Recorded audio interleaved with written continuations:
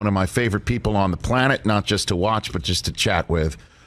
He's on the Mercedes-Benz Vans phone line, making his way east, or about to, for Game 3 that's going to be on Wednesday night on ABC between the Celtics and the Warriors. It's now a best of 5 in the NBA Finals. The great Stephen A. Smith here on The Rich Eisen Show. How you doing, Stephen A.? What's going on, Rich, man? Good morning. How are you, man? I'm great. Appreciate you giving us some time as you're making your way to the flight east. Your 2 cents on Game 2. Well, the first 2 games. Go for it. Well, I think that the Golden State Warriors could have easily been up 2-0 in this series. They've had some big-time moments, particularly in the third quarter of each game. Unfortunately, they fell apart in Game 1. Was up 15 and ended up being down 15. Tremendous turnaround by the Boston Celtics. Game 2, that did not happen. They recognized that their backs are against the wall. Boston Celtics, you can't go down 0-2 to the Boston Celtics and expect to win a series against them, because they're not going to lose 4 and 5 games. They haven't lost back-to-back games in the postseason yet. And so when you look at it from that perspective, there was an elevated level of urgency. Draymond Green played like that, antagonizing folks the way that he did and being as ferocious on defense as he's ever been.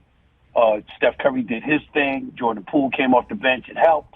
And ultimately, for some inexplicable reason, the Boston Celtics can't seem to get their act together in the third quarter, and it came back to haunt them. This series is tied 1-1. Well, I mean, just in and of itself, Stephen A., Draymond resting his legs atop Jaylen Brown and then kind of tugging on his shorts is not an ejectionable offense, but it might be worthy of a double technical, as Van Gundy pointed out during the broadcast, which would have, with 1T already on the docket for Draymond, ejected him from the game. Do you think the officials should have done that last night? I don't think they should have done that. I don't think they should have done something that would have led to him being ejected. I'm not only am resistant to it, I abhor this thought process that we're supposed to avoid and ignore the actual moment that we're in. This is not a regular season game. This is the NBA Finals. And you want the game decided by the players on the court and the coaches in the coaching box. You don't want the play decided by officials. Now, granted, you understand that Draymond had already received a technical earlier in the game. And if you want to make the case that he's a bit too demonstrative and too bombastic when it comes to getting in the face of an official, I even understand that. But a play like that doesn't warrant an ejection. And if you know that it would lend itself towards him being ejected from an NBA Finals, it absolutely disgusts me that 20,000 people pack an arena and millions upon millions of people are watching it on television. And we just want to ignore that because that play customarily would warrant a technical foul. And we're just going to ignore the fact that it would lead to an ejection in an NBA Finals game. I think it's utterly ridiculous that people have that kind of attitude. They want to act like all things are equal and every moment in the same when you damn well know better. Well, I mean, but how many times, if he did it a third time, then, you know what I mean? Like at some point, though, there has to be some sort of repercussion, don't you think, Stephen A.? I think there has to be. Well, that says Rich Eisen. Rich Eisen and I love each other dearly. We both, you love your wife, and I love her dearly as a friend of mine for 20 plus years. But I'm sure this isn't the first time, nor will it be the last that we respectfully disagree. The reality of the situation is that with that particular play, I don't care if it happened 20 times. It doesn't warrant to me an ejection. If you gave me the same scenario with the same exact play that took place, I'm more receptive to a referee saying, all right, I've had enough because you're constantly screaming in my face, rubbing your body up against mine and imploring me to see things the way that you see it, and you won't stop. To me, that warrants more of an ejection than the actual play against Jaylen Brown. What do you think Money Green meant at the end of his press conference last night, that the Celtics are who we thought they were? He pulled Money Green pulled a Denny Green last night, Stephen A. What do you think? What do you think he meant by that? I don't know how wise that is. I don't know that wise that is, because let me tell you something right now. Jason Tatum is the star of this league. He hasn't played like one as of yet, but he is. Jaylen Brown is a star as well. This brother can play some basketball, and their defense is real. It's not fake. It's not phony. It's a legit elite defense in the National Basketball Association. So if he said that about a team that simply tried to outscore the Golden State Warriors and didn't take defensive prowess into account, I get where he's coming from. But Boston has lockdown capability. And when you consider the way they have Klay Thompson struggling, that with the exception of Jordan Poole getting off in the third quarter, they've held him in check. And they certainly haven't allowed Draymond Green to be some offensive juggernaut. I think it's kind of dangerous for him to say that, but he is a three-time champion. This is his sixth appearance in an NBA Finals. If anybody has earned the right to display such bravado, it's him. Stephen A. Smith, few minutes left with him before he hops a flight to Boston for Game 3. That'll be on Wednesday night on ABC. And he and Wilbon and Jalen Rose and Greeny and Magic Johnson. That was a terrific ad. You can check him out every single pregame and mid-game, halftime, and afterwards, right here on the Rich Eisen Show. So how do you see the next 5 games playing out? Best of 5, Boston's got home court advantage. Do you think they can pull this off, Stephen A.? I think we come back to Golden State next week for Game 5 with this series tied 2-2. I think a best of 5 will intensify to a best of 3.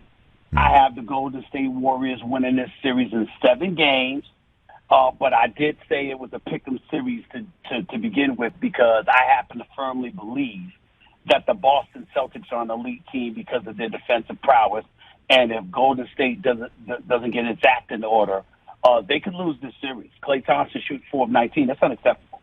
That's not going to cut it. That's not going to get it done. And I think that we all know that. And so it's one of those situations where I look at Boston, I respect them for being a legitimate bona fide threat that they are, but I still firmly believe that the Golden State Warriors should be the team that gets it done because of their championship experience and because of Mr. Steph Curry, who I think will capture his first NBA Finals MVP honors when all of this is said and done. Okay, so how do you just take the other side of that? See the Celtics pulling it off. How do you see that being possible?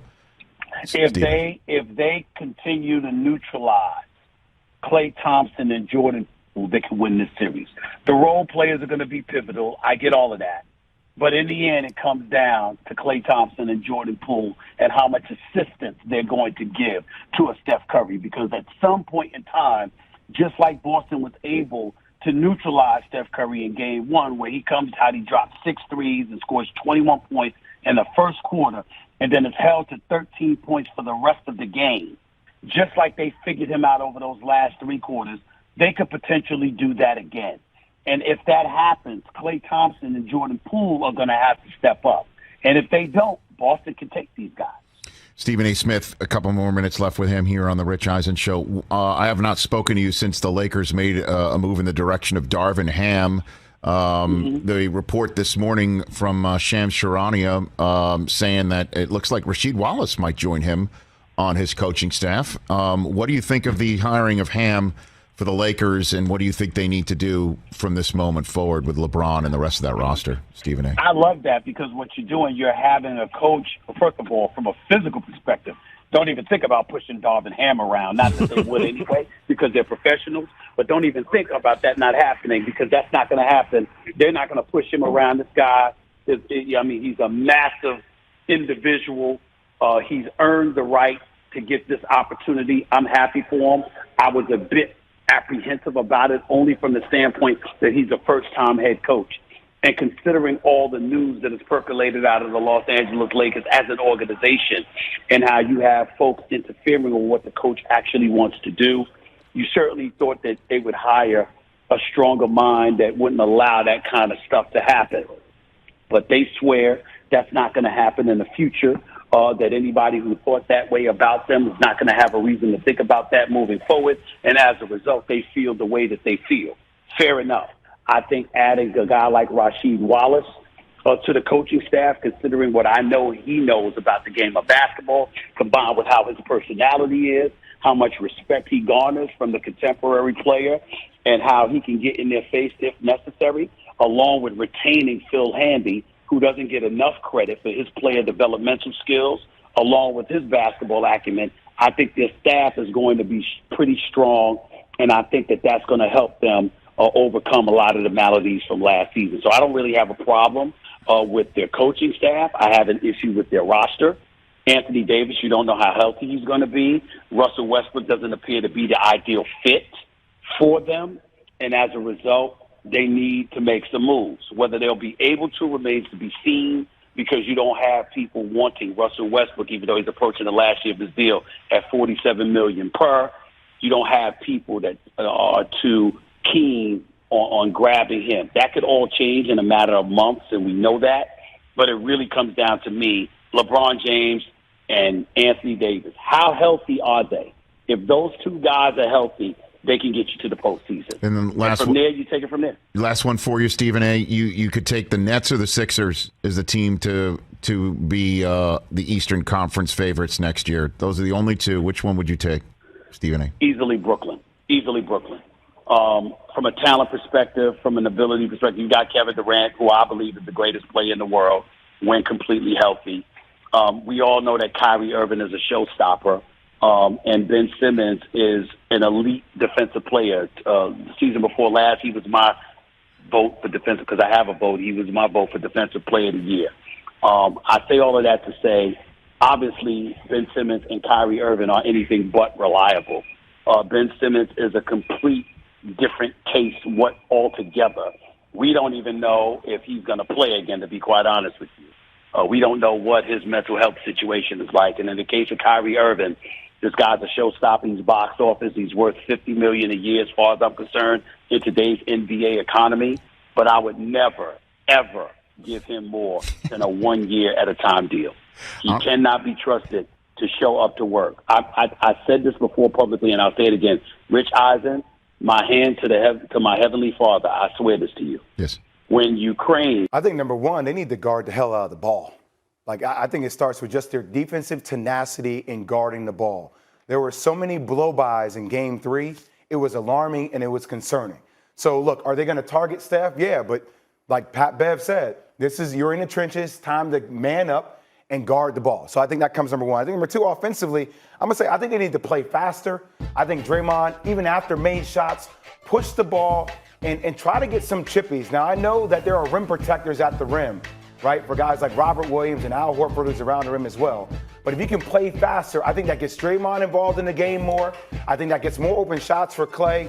And I think for pick and rolls, it gets you into your action faster. And the more I can get Steph involved in pick and rolls, if Boston wants to stay in drop coverage, that gets him going offensively, and that gets the momentum of our team offensively. Yeah, I like what you said in the beginning. And I also like, obviously they have to contain the ball. We all seen that.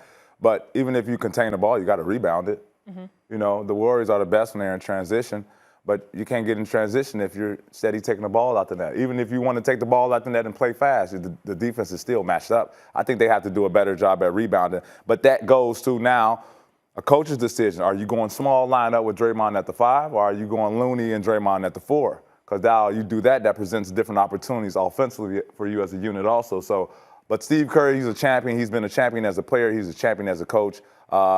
He's been here before. He's been down before. I see him making all of the necessary adjustments. So I'm not really worried about that. For me, it comes down to this, fellas.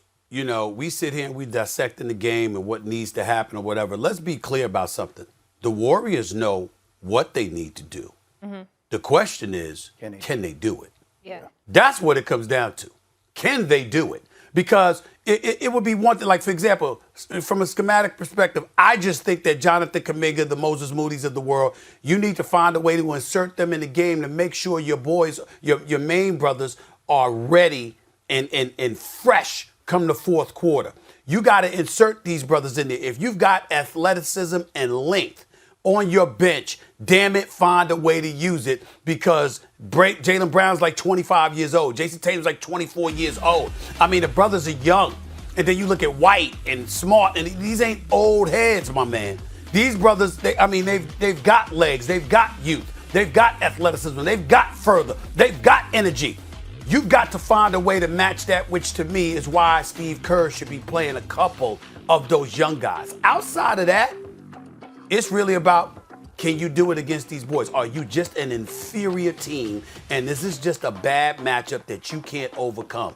That's really what this comes down to now. Nah, come on, Steve, bro. I don't think that. I don't think that, man. There's a bad matchup. No, they've been up. They've been up game one. They came, but Boston came back. They won it. They won by double digits this past game two. They were down double digits game three. Came back, took lead. They've been in control of the game. They just let it slip. So I don't think this is a type of team where they're waking up like, man, we can't beat them. I think this is a type of team like, man, we need to do just a little bit more here. We need to do a little bit more there. Stay calm, get the best Draymond, rebound the ball, and we put ourselves in a position to be, be champions again. Well, PB, a lot of that starts with Draymond, right? I mean, you talk about Boston being plus 16 on the boards. You talk about points in the paint, 50 to 20. I mean, they got dominated, right? So if you are going to go with that small lineup, you need the energy level of Draymond to be off the charts tonight to manufacture that type of rebounding for your team if you are going to play small. Yeah, obviously they like the small lineup. They're used to it. They've been doing it for years.